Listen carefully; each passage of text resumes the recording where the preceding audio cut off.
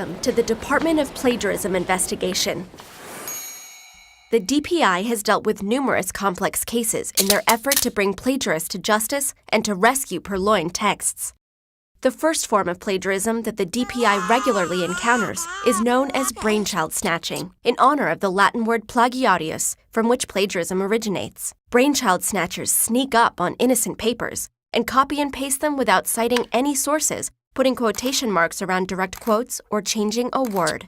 They've also been known to steal and hold particularly eloquent essays for ransom. When brainchild snatchers get together, they form a kidnapping ring, which involves brainchild snatching from multiple sources. Some perpetrators have even been known to commit self-plagiarism, one of the laziest crimes in the annals of the DPI. Also known as one-sided collaborators, these oddballs snatch up entire texts or small passages that they've written before and present them as brand new material. Brainchild snatchers and kidnapping rings are easy for the DPI to catch. Just paste a few passages into a search engine and bam, they're caught red-handed. The more covert forms of plagiarism include the wild goose chase technique, in which plagiarists create fake authors, book titles, page numbers, or other information in order to cover up plagiarism. And the old synonym switcheroo, in which plagiarists utilize a thesaurus as their main weapon. By substituting a synonym for nearly every word in the document and leaving the sentence structure and order of the ideas the same, plagiarists give legitimate paraphrasing a very bad name. Shoddy paraphrasing is also a key part of variations on a smokescreen, a technique in which multiple passages are paraphrased, then pasted together into one.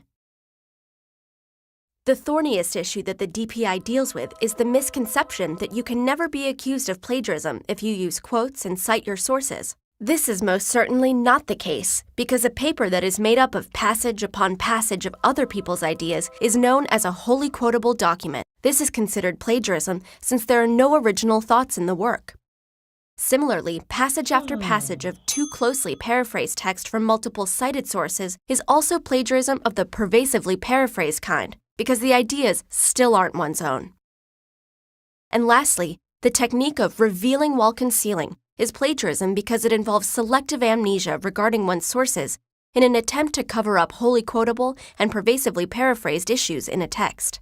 Some passages are meticulously documented, quoted, or paraphrased, while others are presented entirely as one's own. As you can see, the DPI has its hands full tackling all sorts of academic mischief and mayhem, ranging from the petty to the outrageous. Given the gravity of these transgressions, you might be wondering why you've never heard of the Department of Plagiarism Investigation's victories. That's because it doesn't technically exist. But people like you and me can be our own DPI agents to fight plagiarism and uphold the values of original thinking. We know that the best defense against plagiarism consists of writers who save themselves time, worry, and effort by taking the far easier road of just doing the work themselves.